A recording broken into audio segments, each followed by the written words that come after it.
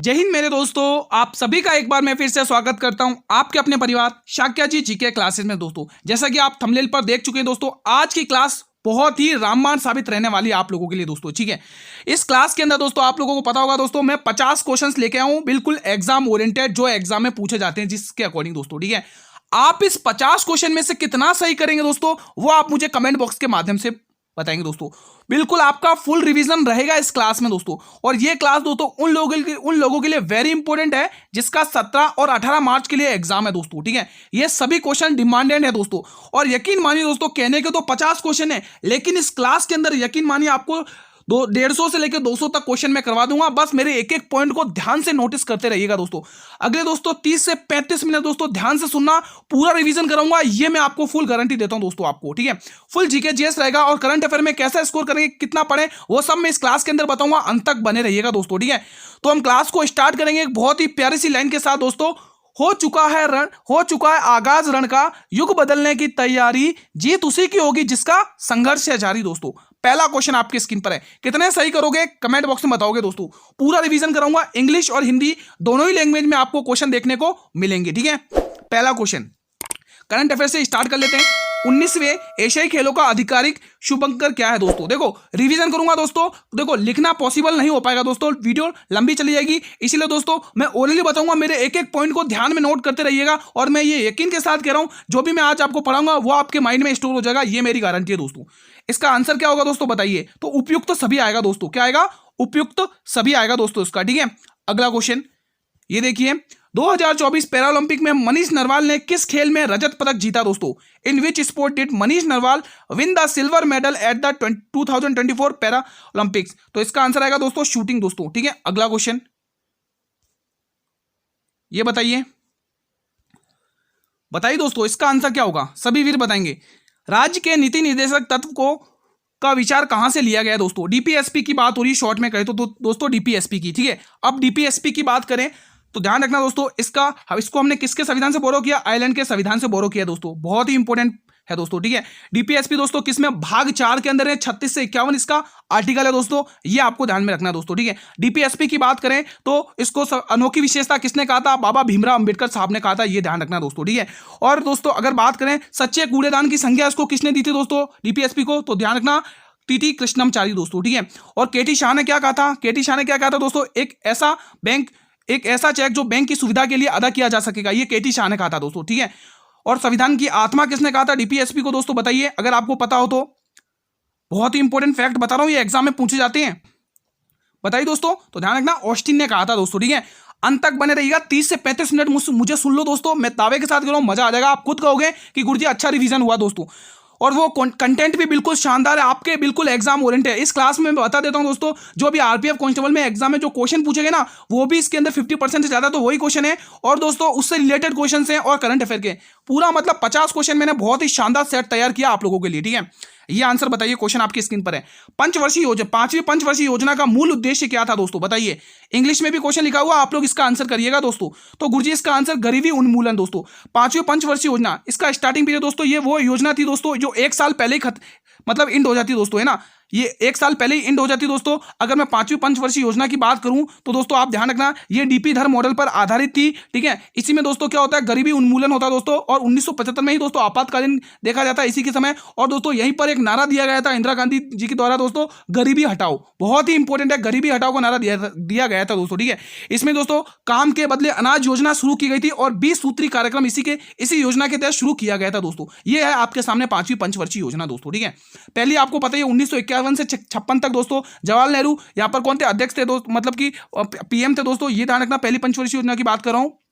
और अगर मैं बात करूं दोस्तों पहली पंचवर्षीय योजना में ही दोस्तों, ये योजना किस पर आधारित थी, ये योजना मेरे मित्रों कृषि पर आधारित थी। किस पर? कृषि पर आधारित थी दोस्तों। ठीक है, यहीं पर दोस्तों सीडीपी की स्थापना होती है, मतलब कि कम्युनिटी डेवलपमेंट प्रोग्राम की स्थापना होती है 2 अक्टूबर 1952 को दोस्तों। ठीक है, और इसमें क्या ध्यान रखना है, बहुउद्देशीय परियोजनाओं की स्थापना होती है, बांध वगैरह बनाए जाते हैं, डैम्स वगैरह, जिसको दोस्तों आधुनिक भारत का मंदिर कहा गया, किसके द्वारा, जवाहरलाल नेहरू के द्वारा। ठीक है, पूरा का पूरा रिवीजन करा दूंगा, अंत तक बने रहो, बस सुनते रहो बस। ठीक है, पीडीएफ मिल जाएगी टेलीग्राम ग्रुप पर। 1857 का दोस्तों, ये रिवोल्ट 1857 का रट लेना एग्जाम के लिए अति महत्वपूर्ण है। ठीक है, फरक्कावाद का नेतृत्व किसने किया था दोस्तों बताइए। तो यहां पर जो आंसर आएगा तुजफल हसन खान ने दोस्तों, ठीक है। लियाकत अली ने दोस्तों इलाहाबाद में किया था, जहां मेरे को लगेगा वहां मैं लिखवा दूंगा इलाहाबाद में किया था लियाकत अली ने दोस्तों, ठीक है। और मनीराम ने दोस्तों, मनीराम दीवान ने असम में किया था, असम में। और मेरठ में किया था कदम सिंह ने, मेरठ में, ठीक है, मेरठ में। कानपुर में नाना साहब ने किया था दोस्तों, ध्यान रखना दोस्तों, ठीक है। बेगम हसरत महल दोस्तों लखनऊ में किया था, ये भी ध्यान रखना, एग्जाम में सारे के सारे पूछे जाते हैं दोस्तों, ठीक है। और ये सारा टॉपिक मैं कवर करा चुका हूं दोस्तों आप लोगों को पहले से, बस रिवीजन कर रहे हैं हम लोग। चंगाई नृत्य भारत के किस राज्य में किया जाता है दोस्तों? आप लोग शुरू से अंत तक देख लो दोस्तों, कहने के तो 50 क्वेश्चन है, लेकिन मैं 150 से 200 क्वेश्चन रिवीजन करूंगा। ये आपके लिए वेरी इंपॉर्टेंट और रामबाण क्लास साबित होने वाली है दोस्तों, ठीक है। कम समय में इतने क्वेश्चन का रिवीजन, इससे बेस्ट कुछ नहीं है दोस्तों। तो नागालैंड आप टिक करेंगे इसका आंसर, ठीक है।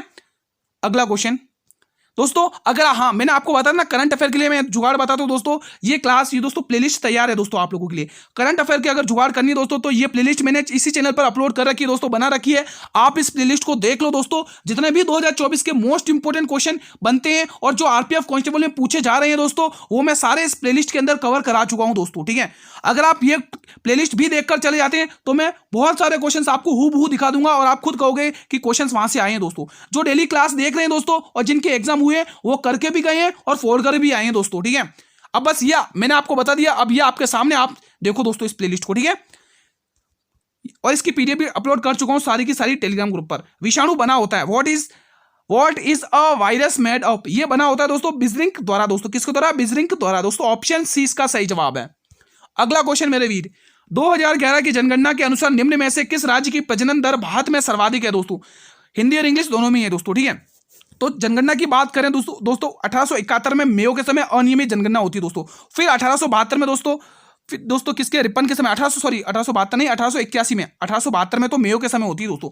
1872 में दोस्तों नियमित जनगणना होती है दोस्तों, 1881 में ना नियमित जनगणना होती है दोस्तों। ये बहुत ही इंपॉर्टेंट है, एग्जाम में पूछा जाता है, ठीक है। और दोस्तों ये स्वतंत्र भारत की 1951 में जनगणना होती है दोस्तों। स्वतंत्र भारत की 7वीं जनगणना थी, और कुल बोले तो 15वीं जनगणना थी, ठीक है। कुल जनगणना बोले आपको पूछे तो 15वीं जनगणना थी, और स्वतंत्र भारत की पूछे तो आपको 7वीं जनगणना टिक करना है दोस्तों, ठीक है। और हम क्या ध्यान रख सकते हैं, 7वीं अनुसूची संघ सूची का विषय है दोस्तों, 246 आर्टिकल है, 1948 अधिनियम है, ठीक है। और ये सारे आपको ध्यान रखना, और ये किसके अंदर आता है? गृह मंत्रालय के अंदर आता है दोस्तों, ठीक है। ग्रामीण जनसंख्या पूछे तो कितनी दोस्तों? 68.9% है। शहरी पूछे तो 31.1%। और नकारात्मक दर कब देखी गई थी? 1911 से लेकर 1981 के बीच की जो जनगणना थी वो नकारात्मक थी दोस्तों, ठीक है। कितनी? -31% जो नागालैंड की रही थी दोस्तों, ठीक है। ये सारा इंपॉर्टेंट है।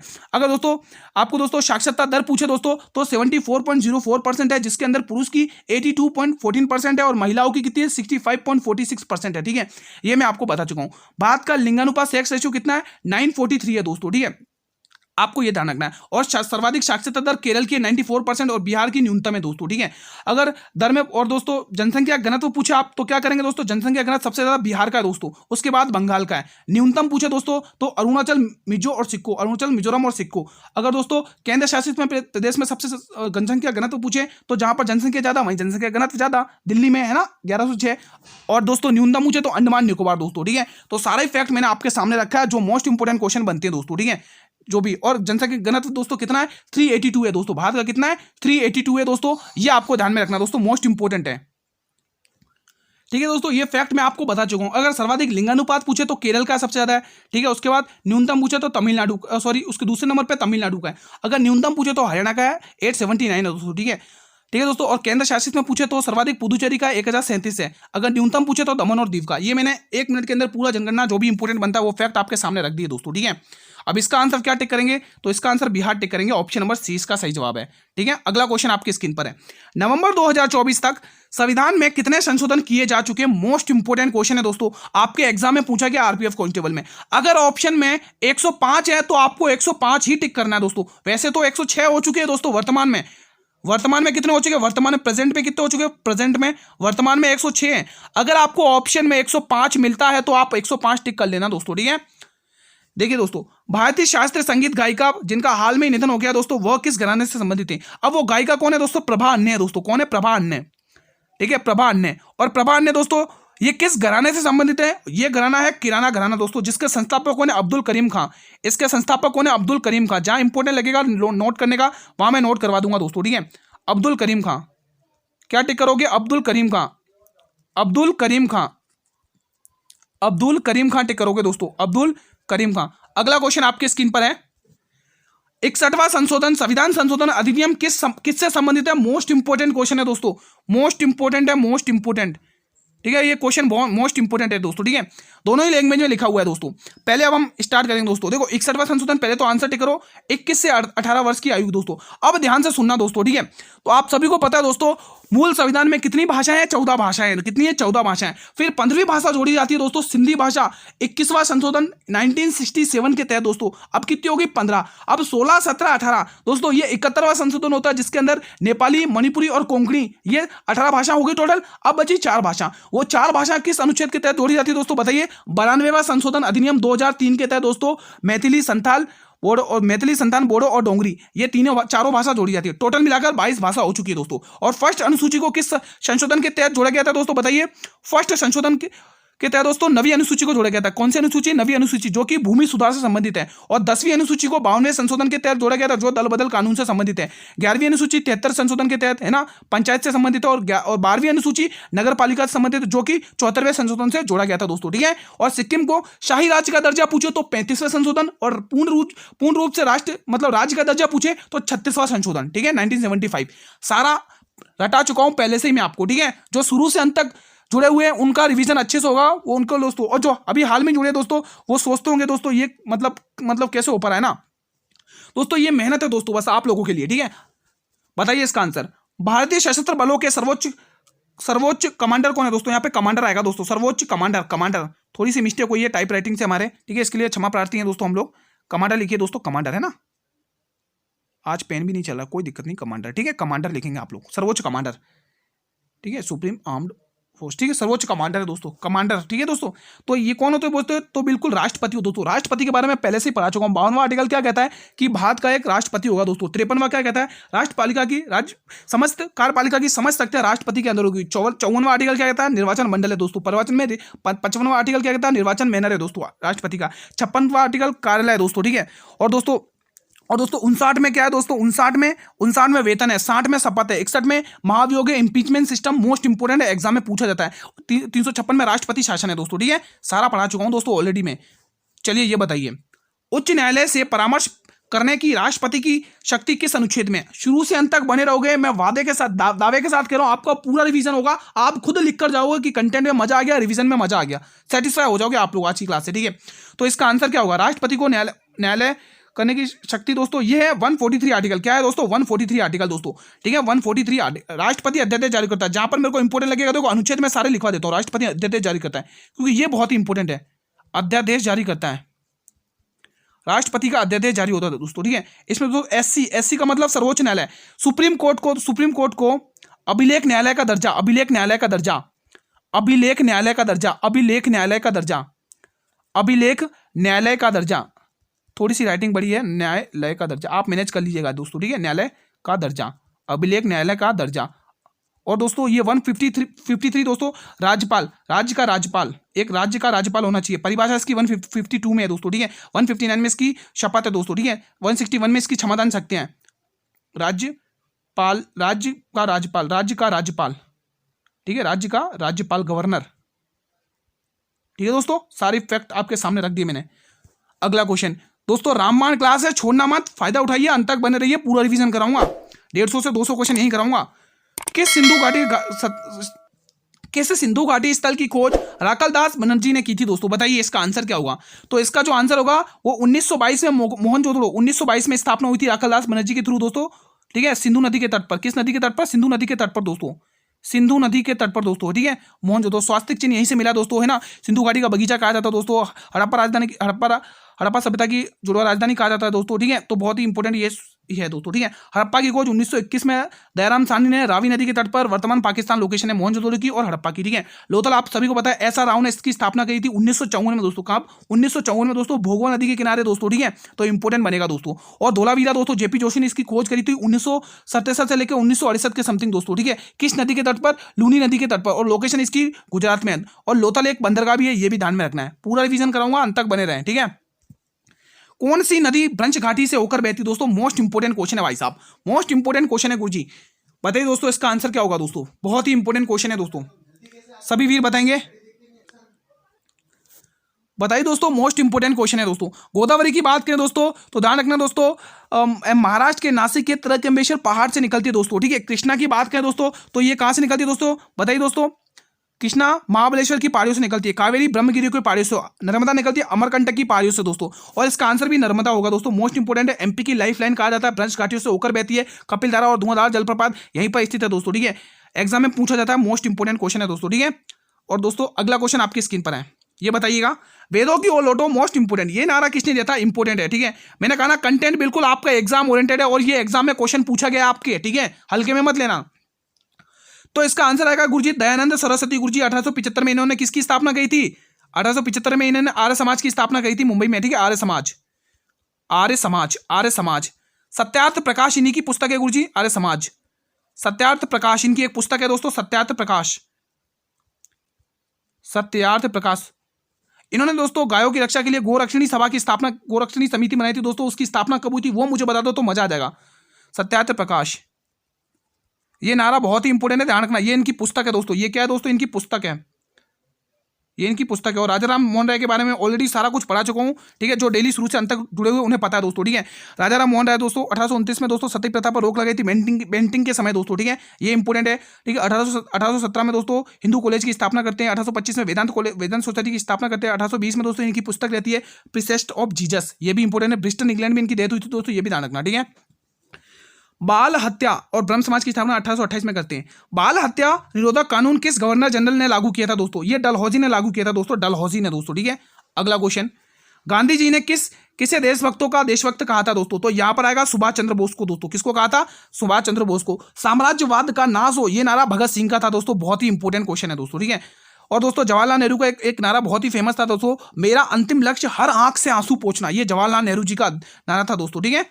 अगला क्वेश्चन, योजना आयोग की स्थापना किस वर्ष में हुई थी, इसके स्थापना हुई थी 1950 में, जिसका हेड प्रधानमंत्री होते हैं दोस्तों। अगला क्वेश्चन, कौन सी पंचवर्षीय योजना भोजन कार्य और उत्पादकता पर केंद्रित थी दोस्तों, 7वीं पंचवर्षीय योजना। कहां कब से कब तक थी दोस्तों, 80 से 85, 85 से 90 तक, है ना, 85 से 90 तक, 1885 से लेकर 90 तक, ठीक है दोस्तों, ये ध्यान रखना। ये पंचवर्षीय योजना मैं सारी पढ़ा चुका हूं दोस्तों, ठीक है।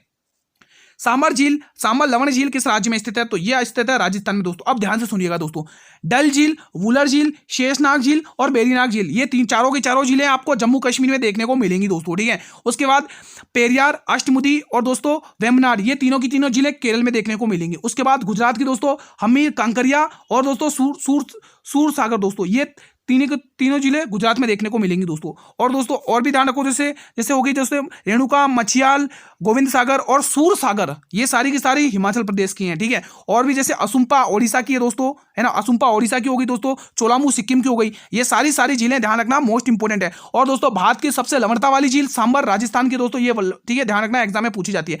भारत की सबसे बड़ी खारे पानी की झील चिल्का झील ओडिशा की दोस्तों, लेंगुन झील है, ध्यान रखना। लेंगुन का मतलब होता है दोस्तों खारे पानी की झीलें दोस्तों, ठीक है, जो केरल में है, ठीक है।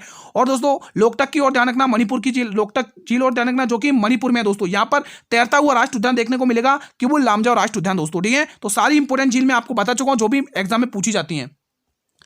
और कोलेरू झील आंध्र प्रदेश की, ये भी ध्यान रखना, जो एक लेंगुन झील है, ठीक है। देखो दोस्तों, ये टेलीग्राम ग्रुप है दोस्तों, ठीक है। यहां पर आपको क्या मिलेगा, यहां पर हमारी पीडीएफ मिलेगी दोस्तों, यहां पर फ्री ऑफ कॉस्ट पीडीएफ मिलेगी। ये टेलीग्राम ग्रुप है दोस्तों, ये टेलीग्राम ग्रुप का लोगो है, जहां पर आपको फ्री ऑफ कॉस्ट पीडीएफ मिलेगी। आप टेलीग्राम ग्रुप से ज्वाइन होइए, ये हमारे टेलीग्राम ग्रुप का नाम है शाक्या जी जीके क्लासेस, ठीक है। कोई चार्ज नहीं है, फ्री ऑफ कॉस्ट पीडीएफ मिलेगी। और इसका दोस्तों जो लिंक है वो वीडियो के डिस्क्रिप्शन बॉक्स में दिया हुआ है, मैं कमेंट बॉक्स में भी पिन करवा दूंगा, ठीक है। साथियों मेरी मेहनत अगर आपको पसंद आए दोस्तों, तो इस मेहनत के लिए लाइक और शेयर तो बनता है दोस्तों। उन भाइयों तक तो जरूर शेयर करिएगा दोस्तों जिनके भी एग्जाम दोस्तों 17 और 18 मार्च को हैं, जिनके भी एग्जाम दोस्तों 17 और 18 मार्च को मेरे वीडियो, उन तक तो जरूर शेयर करिएगा दोस्तों। आज की क्लास से सिर्फ हम रिवीजन करेंगे, ज़्यादा तो मतलब मैं अगर दोस्तों जो क्वेश्चंस करा रहा हूँ, अगर मैं वो लिखने बैठूंगा दोस्तों लॉन्ग वीडियो बनेगी, आप लोग भी बोर हो जाओगे, इसलिए मैं ओरली सुना रहा हूँ, पूरा आपके माइंड में स्टोर कर दूंगा, पूरा का पूरा रिवीजन कराऊंगा, ये विश्वास दिला रहा हूँ मैं आपको। भारतीय संविधान की प्रस्तावना के अनुसार स्वतंत्रता में निम्न में से किसका उल्लेख नहीं है दोस्तों, बताइए। तो यहाँ पे विश्वास और आशा का उल्लेख नहीं है दोस्तों, बाकी इन तीनों का है दोस्तों, ठीक है। अगला क्वेश्चन, नाटो का महासचिव किसे नियुक्त किया गया है दोस्तों, इंपोर्टेंट है दोस्तों, बताइए। नाटो का महासचिव किसे नियुक्त किया गया है दोस्तों महाधिवक्ता दोस्तों, बताइए कौन है दोस्तों अध्यक्ष महाधिवक्ता के दोस्तों, कमेंट करके बताइए। इसका तो आंसर आप मार्क रूटे टिक कर देंगे, मार्क रूटे दोस्तों इसका सही जवाब है। लेकिन दोस्तों महाधिवक्ता के अटॉर्नी जनरल के अध्यक्ष कौन है दोस्तों वर्तमान में, बताइए दोस्तों। आर वेंकट रमणी दोस्तों, ये अटॉर्नी जनरल के अध्यक्ष हैं। अटॉर्नी जनरल, यहां पे लिख देता हूं अटॉर्नी जनरल, महाधिवक्ता, अटॉर्नी जनरल, अटॉर्नी जनरल। और आर्टिकल कौन सा है? 76। आर्टिकल कौन सा है दोस्तों? आर्टिकल कौन सा है? अनुच्छेद, आर्टिकल, अनुच्छेद को इंग्लिश में कहते हैं आर्टिकल। कौन सा है? 76 दोस्तों, ठीक है। अगला क्वेश्चन आपके स्क्रीन पर है। हाल में ही किसे भारतीय पर्यावरणित को गोल्डन मैन पुरस्कार 2024 से चुना गया दोस्तों? इंपॉर्टेंट क्वेश्चन है, तो इंपॉर्टेंट आंसर ही रहेगा अशोक शुक्ला दोस्तों, अशोक शुक्ला, ठीक है दोस्तों। 3 नाम बहुत कंफ्यूज करने के लिए रहते हैं, वो आपको मैं पढ़ा चुका हूं दोस्तों, ठीक है। ये बताइए, क्वेश्चन बताइए, अखिल भारतीय सेवाओं का उल्लेख किस अनुच्छेद में? तो बिल्कुल 312 की तरफ जाएंगे दोस्तों, है ना। और 315 में क्या है दोस्तों? यूपीएससी। 324 में निर्वाचन आयोग है दोस्तों, निर्वाचन आयोग, इलेक्शन कमीशन, निर्वाचन आयोग, इलेक्शन कमीशन, निर्वाचन आयोग, निर्वाचन आयोग को कहते हैं इलेक्शन कमीशन दोस्तों, ठीक है।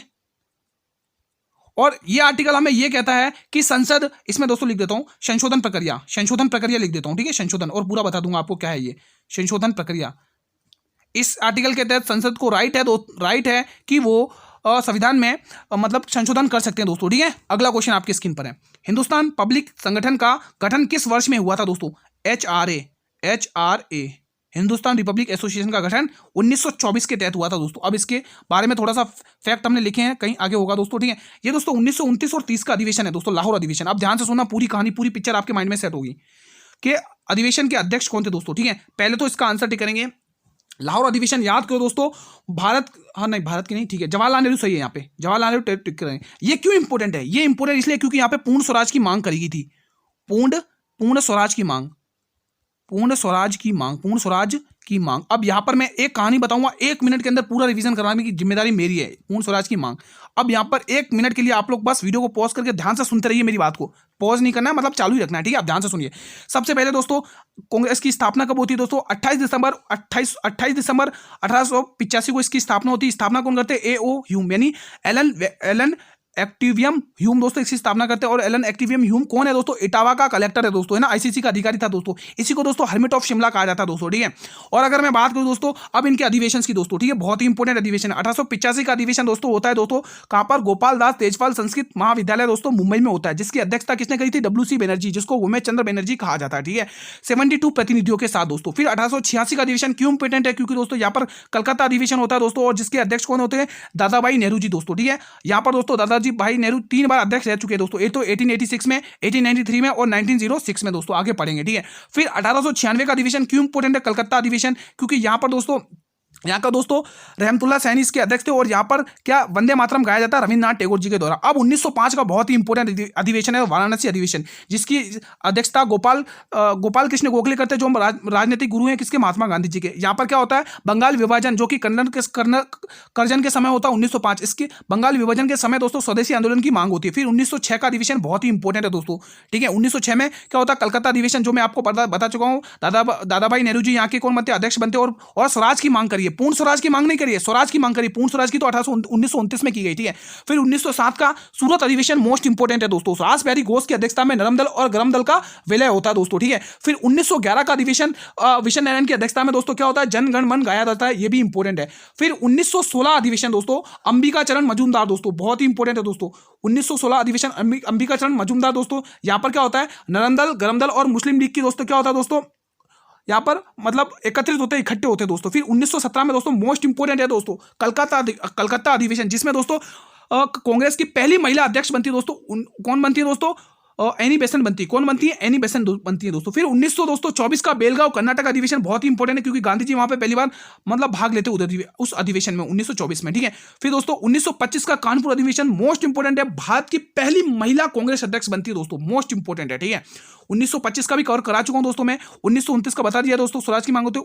1931 का दोस्तों 30 या 31 का दोस्तों कराची अधिवेशन बहुत इंपॉर्टेंट है, जहां पर दोस्तों सरदार वल्लभ भाई पटेल वहां पे अध्यक्ष बनते, किसानों के हित के लिए बात की जाती दोस्तों, ठीक है। फिर दोस्तों 1939 का एक और ध्यान रख लेना, त्रिपुरी अधिवेशन, वहां पर सुभाष चंद्र बोस क्या बनते हैं? अध्यक्ष बनते हैं, और वहां पर पट्टाभी सीतारमैया को हराते हैं दोस्तों। ये पूरी कहानी 1 मिनट में, मजा आ गया दोस्तों, ठीक है। अगला क्वेश्चन पूरा रिवीजन कराऊंगा, अंत तक आप लोग 30-35 मिनट तक बने रहे अगले अंत तक, ठीक है। हाल में ही चर्चा में रहा ऑपरेशन संकल्प किससे संबंधित है? ये समुद्री सुरक्षा से संबंधित है। क्या है? मार्टिटाइम सिक्योरिटी दोस्तों, ठीक है। ये क्वेश्चन बताएं 2024 में बिजनेस ग्रोथ में पीएसयू बैंकों में कौन सा बैंक शीर्ष पर रहा है दोस्तों? तो बैंक ऑफ महाराष्ट्र बिल्कुल सही जवाब है दोस्तों।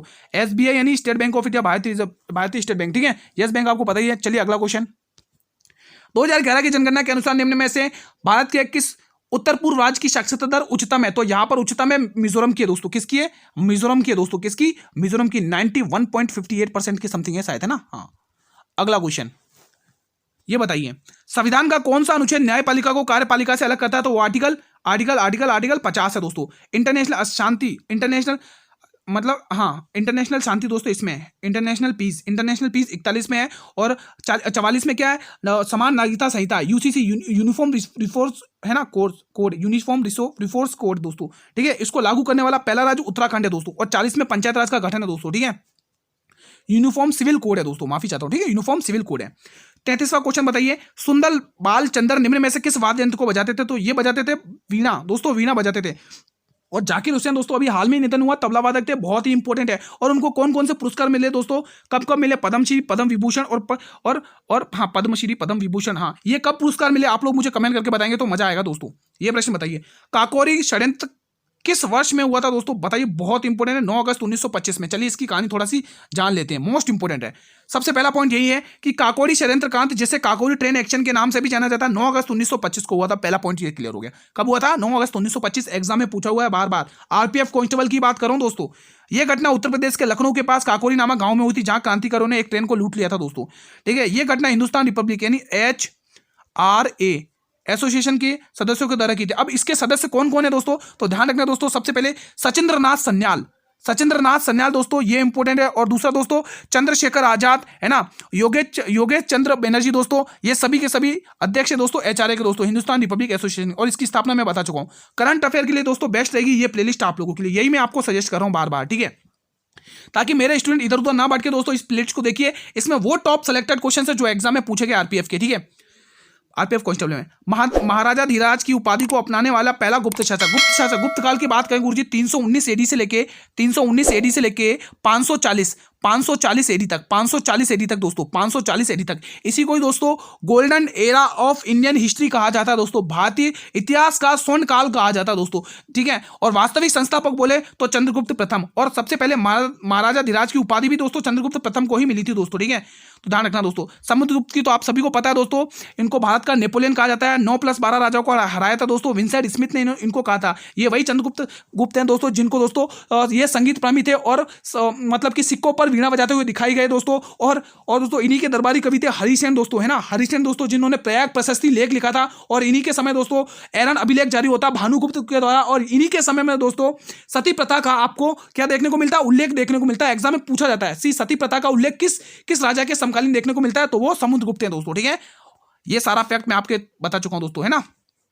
और दोस्तों जिस दिन ये गद्दी पर बैठे थे चंद्रगुप्त प्रथम दोस्तों, उसी दिन उन्होंने राजा रानी का सिक्का चलाया था दोस्तों, है ना। ये ध्यान रखना, विक्रम संवत चलाया था। और दोस्तों और क्या ध्यान रख सकते हैं आप? इनकी पत्नी का नाम कुमार देवी, ये ध्यान रख सकते हैं, ठीक है। ये बताइए, भारत के उत्तरी मैदान में किस मिट्टी का अधिकतम विस्तार है दोस्तों अगर मेरी स्पीड थोड़ी तेज है तो इसके लिए मैं माफी चाहता हूं दोस्तों। आज हम सिर्फ रिवीजन कर रहे हैं दोस्तों, ठीक है। अगर स्पीड तेज है थोड़ी सी दोस्तों, इसके लिए मैं क्षमा प्रार्थी हूं, लेकिन आप बस रिवीजन करिए धुआंधार, जितना अच्छे से करेंगे तो बिल्कुल जलोढ़ मिट्टी ज्यादा पाई जाती है, एलओएल सोइक दोस्तों, ठीक है। एग्जाम में पूछा गया है आरपीएफ कांस्टेबल के। ब्रिटिश सेना ने चर्बी वाले कारतूसों वाली नई एनफील्ड कब शामिल की गई दोस्तों? ये 1857 का विद्रोह मैं ऑलरेडी कवर करा चुका हूं। एक सिंगल सा क्वेश्चन गलत मत कर देना, जो डेली अटेंड करते हैं क्लास उन्हें पता है, मैं पूरा कवर करा चुका हूं, एक क्वेश्चन कवर करा चुका हूं। तो इसको ऐड किया गया था दिसंबर 1857 में दोस्तों, है ना। 34वीं इन्फेंट्री से दोस्तों मंगल पांडे थे दोस्तों, आप सभी को पता होना चाहिए, बैरकपुर छावनी से थे दोस्तों, ठीक है, जिन्होंने सबसे पहले विद्रोह किया था। अगला क्वेश्चन, और ये क्रांतिकारी दोस्तों स्टार्ट कब होती है? 10 मई मेरठ से होती है दोस्तों, है ना। 10 मई से 1857 से मेरठ में, फिर दोस्तों 1958 में फिर दोस्तों ये दिल्ली चले जाते हैं दोस्तों। वहां पर दोस्तों मुगल बादशाह उसको दोस्तों वो बना देते हैं, लेकिन बख्त खान इसकी अहम भूमिका निभाता है उसमें, है ना। 48वां, मंगल पांडे किस विद्रोह से थे दोस्तों? अभी बताया जस्ट मैंने, अब इसमें देर नहीं होनी चाहिए, ठीक है। 1857 के विद्रोह में निम्न केंद्रों में से किस पर पुनः कब्जा कर लिया गया? तो भाई दिल्ली था, वापिस कब्जा कर लिया था, ठीक है। ये सब पढ़ा चुका हूं पहले ही में। कौन सा अधिनियम मोंटागू चेम्सफोर्ड सुधार के नाम से जाना जाता है? बताइए दोस्तों। तो ये अधिनियम है भारत सरकार अधिनियम 1919 का दोस्तों, ठीक है। अगला क्वेश्चन, राष्ट्रपति पर महाभियोग प्रक्रिया किस अनुच्छेद के अंतर्गत है दोस्तों? महाभियोग प्रक्रिया अभी मैंने जस्ट बताया था, वेतन भत्ते 59 में, 60 में शपथ है, 54 में निर्वाचन मंडल है। क्वेश्चन 42, भारत में संविधान का कौन सा अनुच्छेद किसी राज्य की सरकार के लिए कामकाज से संचालन से संबंधित है? बताइए दोस्तों।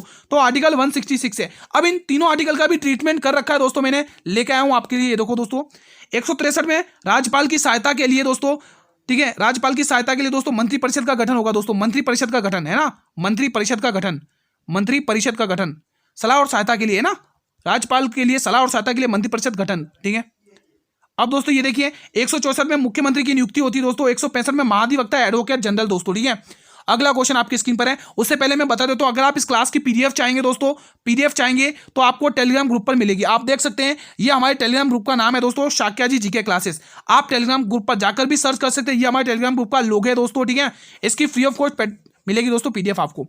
अकबरनामा किसके द्वारा लिखी गई? लो भाई आ गया इंपॉर्टेंट क्वेश्चन दोस्तों, 6 तारीख को भी पूछा गया था क्वेश्चन, और दोस्तों ये कई बार पूछा गया दोस्तों आपके आरपीएफ कांस्टेबल में। तो अकबरनामा की बात करें गुरुजी, यहाँ पर क्या नाम आएगा? अबुल फजल दोस्तों। क्या नाम आएगा? अबुल फजल दोस्तों, ठीक है, अबुल फजल। इसको काट के आप दोस्तों गुलबदन बेगम लिख लो दोस्तों, गुलबदन बेगम लिख लो, मजा आ जाएगा इसके बारे में, ठीक है। मैं आपको एक इनकी पुस्तक बताऊंगा, गुलबदन बेगम, गुलबदन बेगम, ये नाम लिख लो। अब ये नाम क्यों लिखवा रहा हूं? ताकि मैं यहां पर एक पुस्तक कंप्लीट करा सकूं। मोस्ट इंपोर्टेंट पुस्तक है दोस्तों, क्या है? हुमायूं नामा। ये बाबर की बेटी थी गुलबदन बेगम। हुमायूं नामा, क्या ध्यान रखोगे? हुमायूं नामा, क्या ध्यान रखोगे मेरे वीरों? हुमायूं नामा, ये बाबर की बेटी थी दोस्तों, हुमायूं की सौतेली बहन थी, ठीक है। इसी ने लिखा है दोस्तों हुमायूं नामा। कई बार एग्जाम में पूछा गया, मोस्ट इंपोर्टेंट। पंचतंत्र पुस्तक के लेखक विष्णु शर्मा, ध्यान रखोगे। पंचतंत्र पुस्तक के लेखक, पंचतंत्र पुस्तक के लेखक मेरे वीरों विष्णु शर्मा। पंचतंत्र, ठीक है, पंचतंत्र पुस्तक के लेखक कौन है? विष्णु शर्मा। अगला क्वेश्चन मेरे वीरों आपकी स्क्रीन पर है। अब दोस्तों इसके बारे में दोस्तों देख लो, मोस्ट इंपोर्टेंट है, बहुत ही इंपोर्टेंट है, मोस्ट इंपोर्टेंट कर दे रहा हूं मैं टिक। आरपीएफ कांस्टेबल में कई बार पूछा गया आपकी शिफ्टों में, ठीक है। ये मोस्ट इंपोर्टेंट क्वेश्चन है भाई साहब, ये मोस्ट इंपोर्टेंट है, ये मोस्ट इंपोर्टेंट फैक्ट है, इंपोर्टेंट फैक्ट है, मोस्ट इंपोर्टेंट। ये सारे के सारे इंपोर्टेंट फैक्ट है। सबसे पहले अकबर के शासनकाल का 3 खंडों का इतिहास, मोस्ट इंपोर्टेंट। पहले में क्या लिखा हुआ है कि अकबर के पूर्वज के बारे में बताया गया, दूसरे में अकबर के शासनकाल के बारे में बताया गया दोस्तों, है ना, और तीसरे में आईने अकबरी के बारे में बात करी गई दोस्तों, ठीक है। स्क्रीनशॉट ले लेना, बाकी पीडीएफ तो मिल ही जाएगी आपको। नरम दल और गरम दल का अलग कब हुए थे? देखो अब ये बार बार मैं नहीं बताऊंगा, मैं अभी आपको ऑलरेडी बता चुका हूं दोस्तों। सूरत अधिवेशन 1907 का दोस्तों, है ना, रासबिहारी घोष की अध्यक्षता में दोस्तों, यहीं पर होता दोस्तों विलय, है ना। और 1911 का मैं आपको बता चुका हूं दोस्तों, कलकत्ता अधिवेशन दोस्तों विशेष न्यायालय की अध्यक्षता में दोस्तों क्या गाया गया? जन गण मन गाया गया था दोस्तों, है ना। 1905 का भी मैं पढ़ा चुका हूं, वाराणसी अधिवेशन गोपाल कृष्ण गोखले की अध्यक्षता में दोस्तों, बंगाल के विभाजन के बाद किसकी? स्वदेशी आंदोलन की मांग करी गई थी। 1906 का पढ़ा चुका हूं दोस्तों, है ना, 1906 का भी पढ़ा चुका हूं, कलकत्ता दादा भाई नेहरू जी और स्वराज की मांग, है ना, सारे पढ़ा चुका हूं मैं अभी आपको। अब इसमें कोई दिक्कत नहीं होनी चाहिए। जीवों को 5 साम्राज्य वर्गीकरण किसके द्वारा प्रस्तुत किया गया था? यह किया गया था R.H. व्हीटलेकर के द्वारा, है ना, व्हीटलेकर के द्वारा। अगला क्वेश्चन, ग्रेफाइट का रूप है दोस्तों, इसमें प्लस ऑक्सीजन भी करना, ऑक्सीजन भी प्लस करना, OXYGEN, ये सभी के सभी दोस्तों इसका उदाहरण दोस्तों, ठीक है, उपयुक्त तो सभी इसका सही जवाब है। अगला क्वेश्चन, पश्चिमी तट पर स्थित डैश पश्चिमी घाट और अरब सागर के बीच केंद्रीय भूभाग क्या कहलाता है दोस्तों, ठीक है। मेरी स्पीड थोड़ा फास्ट हो तो इसके लिए मैं माफी चाहता हूं दोस्तों, ठीक है, लेकिन आज नहीं दोस्तों, आज सिर्फ रिवीजन कराऊंगा फास्ट, है ना, जितना हो सके, और पूरा रिवीजन करा रहा हूं दोस्तों, बेफिक्र रहिए। हाल में ही किस बैंक में स्टार्टअप्स, एप्स और ग्रामीण उद्योगों के लिए एग्री फंड की स्थापना की थी? ये क्वेश्चन लाने का मेरा क्या फंड है मैं आपको बताऊंगा दोस्तों। पहला पॉइंट तो ये है कि करंट अफेयर का बहुत मोस्ट इंपोर्टेंट क्वेश्चन है, एग्जाम में पूछा गया। और दूसरा फंडा ये है कि इसका आंसर क्या है? नाबार्ड। और दोस्तों इसकी कल या परसों वाली क्लास में मैंने नाबार्ड की स्थापना थोड़ा गलत करवा दिया था दोस्तों। उसकी स्थापना 12 जुलाई 1982 है। क्या है? 1982 है। मैंने 1969 कर दिया था दोस्तों, उसके लिए मैं क्षमा प्रार्थी हूं दोस्तों, ठीक है। 1982 है। किस समिति की हमारे पास? शिव रामन समिति की, हेडक्वार्टर मुंबई में दोस्तों, है ना। National bank for agricultural rural development, है ना, national bank for agriculture and rural development, ठीक है, इसकी फुल फॉर्म है दोस्तों, ठीक है। सारे फैक्ट इंपोर्टेंट है दोस्तों। इसकी स्थापना सब लिख के लेके आया हूं मैं, आप देख सकते हैं। स्थापना IMF इंटरनेशनल मॉनेटरी फंड 1944 में, हेडक्वार्टर वॉशिंगटन DC में। रिजर्व बैंक ऑफ इंडिया स्थापना 1 अप्रैल 1934 में, हेडक्वार्टर मुंबई में दोस्तों, ठीक है। WTO की देखो, RBI के बारे में पूरा पढ़ा चुका हूं, ठीक है। और दोस्तों चलो पढ़ाई देता हूं, अगर आप थोड़ा करें तो दोस्तों मैं पढ़ाई देता हूं, ठीक है। तो 1934 का एक्ट आया था, 1935 में इसकी स्थापना होती है। हेडक्वार्टर पहले कलकत्ता था, 1937 में जब इसका हेडक्वार्टर चेंज हुआ तो मुंबई हुआ। उसके बाद दोस्तों, और उसके बाद इसका राष्ट्रीयकरण हुआ था दोस्तों। पहले तो ये पब्लिक बैंक था, उसका जो राष्ट्रीयकरण हुआ था दोस्तों 1949 में होता है, 1 जनवरी 1950 में, ठीक है। फिर उसके बाद दोस्तों ये पब्लिक बैंक हो गया। उसके बाद दोस्तों इसके पहले गवर्नर एसबॉर्न स्मिथ है, दूसरे जेम्स टेलर है, तीसरे बहुत मोस्ट इंपोर्टेंट है CD देशमुख है दोस्तों, ठीक है। और वर्तमान दोस्तों मोस्ट इंपोर्टेंट है, वर्तमान RBI के गवर्नर मोस्ट इंपोर्टेंट है, governor most important Sanjay Malhotra, most important है, रट लो, इस नाम को एग्जाम में देखने को मिलेगा। एग्जाम में देखने को मिलेगा संजय मल्होत्रा, संजय मल्होत्रा, संजय मल्होत्रा, ये एग्जाम में देखने को मिलेगा आपको, ठीक है, संजय मल्होत्रा। अगला क्वेश्चन आपकी स्क्रीन पर देख सकते हैं, सारा रट लो आप। ओंकारेश्वर किस नदी के तट पर स्थित है? बताइए दोस्तों। अगर नदियों के किनारे बसे हुए शहरों की बात छेड़ दिए तो मैं कुछ इंपोर्टेंट बता दे तो पहले तो आप टिक करेंगे नर्मदा। गोमती नदी के तट पर दोस्तों जौनपुर और लखनऊ की यूपी की राजधानी लखनऊ, ये दो शहर बसे हुए। झेलम पर श्रीनगर जिसकी स्थापना अशोक ने की थी, और मूसी पर हैदराबाद दोस्तों, ठीक है, बहुत ही इंपॉर्टेंट है। हुगली पर कोलकाता, ये सारे इंपॉर्टेंट है। आंध्र प्रदेश के विजयवाड़ा शहर कृष्णा नदी के तट पर, ये सारे फैक्ट है, ठीक है, ध्यान रखना। 50वां क्वेश्चन आपकी स्क्रीन पर है। भारतीय संविधान के पहले भाग में किसका जिक्र है? बताइए दोस्तों। पहले भाग में ये बताया गया, पहले भाग में संघ, राज्य और क्षेत्र के बारे में बताया गया दोस्तों। मौलिक अधिकार भाग किसमें दोस्तों? भाग 2 में नागरिकता, संघ में, ये 3 में क्या मौलिक अधिकार, 4 में डीपीएसपी में पढ़ा चुका हूं डीपीएसपी के बारे में, ठीक है। अब क्लास का यही दी एंड होता दोस्तों। 50 क्वेश्चन सॉल्व किए दोस्तों। बताइए आप लोग कितना रिवीजन किया आप लोगों ने, कितना स्कोर किया, ये आपका कमेंट बॉक्स बताएगा दोस्तों। आपके जो रिस्पॉन्स रहते हैं वो हमें मोटिवेट करते हैं दोस्तों। तो आप लोग जरूर कमेंट बॉक्स में रखना दोस्तों। मेरी मेहनत लगी इस कंटेंट को बनाने में, मेहनत जाया मत देना। आप जरूर कमेंट करना कि आपने कितने क्वेश्चन किए और कैसा रहा रिवीजन। अगर आपको सेटिस्फेक्शन मिली है इस क्लास से तो एक प्यारा सा कमेंट जरूर छोड़ना कि हमारे पूरी सेटिस्फेक्शन मिली, इस क्लास से पूरा रिवीजन हुआ। दोस्तों मेहनत बहुत लगी मुझे इस कंटेंट में बनाने में, ठीक है। और मैं बता देता हूं दोस्तों, अगर आप इस क्लास की फ्री पीडीएफ चाहते हैं, पीडीएफ अगर इसकी फ्री चाहते हैं दोस्तों, तो इसकी पीडीएफ टेलीग्राम ग्रुप पर मिलेगी। देख सकते हैं ये हमारी टेलीग्राम ग्रुप का लोगो है दोस्तों, शाक्या जी जीके क्लासेस। आप जाकर भी सर्च कर सकते हैं, फ्री पीडीएफ मिल जाएगी आपको दोस्तों, ठीक है। और दोस्तों अगर आपको ये हमारी मेहनत पसंद आई तो बिना लाइक और शेयर करें मत जाना दोस्तों, बहुत मेहनत लगी दोस्तों, ठीक है। लाइक और शेयर जरूर करना अपने सभी मित्रों के साथ। अगर आप लोग चैनल पर पहली बार विजिट करें तो चैनल को सब्सक्राइब जरूर करना और बेल नोटिफिकेशन को प्रेस कर लेना ताकि अपकमिंग वीडियोस का नोटिफिकेशन आपको सबसे पहले मिलता रहे दोस्तों, ठीक है। और एक चीज जाते जाते कहूंगा, करंट अफेयर के लिए दोस्तों ये प्लेलिस्ट देख लेना, आपका पूरा रिवीजन हो जाएगा 2024 में मोस्ट इंपोर्टेंट क्वेश्चंस का, ये मैं आपको विश्वास दिला रहा हूं। और क्लास दोस्तों 8 PM पर आएगी दोस्तों। कल एक बार फिर से मैं आपके सामने 50 क्वेश्चंस का तोड़ रखूंगा दोस्तों, ठीक है। कल हम इसी टाइम पर मिलेंगे दोस्तों 50 क्वेश्चंस के साथ। इसकी पीडीएफ टेलीग्राम तुरंत मिल जाएगी, जल्दी से ज्वाइन कर लो। लिंक वीडियो के डिस्क्रिप्शन बॉक्स में दिया हुआ प्लेलिस्ट का भी और टेलीग्राम ग्रुप का भी, ठीक है। तो साथियों कल इसी टाइम पर एक और नई क्लास के साथ, एक और नए जोश के साथ, एक और नए कंटेंट के साथ, तब तक के लिए मेरे वीरों जय हिंद, जय भारत, वंदे मातरम। धन्यवाद दोस्तों। और अगर स्पीड अगर मैंने फास्ट कही है तो इसके लिए माफी चाहता हूं दोस्तों, ठीक है। धन्यवाद दोस्तों।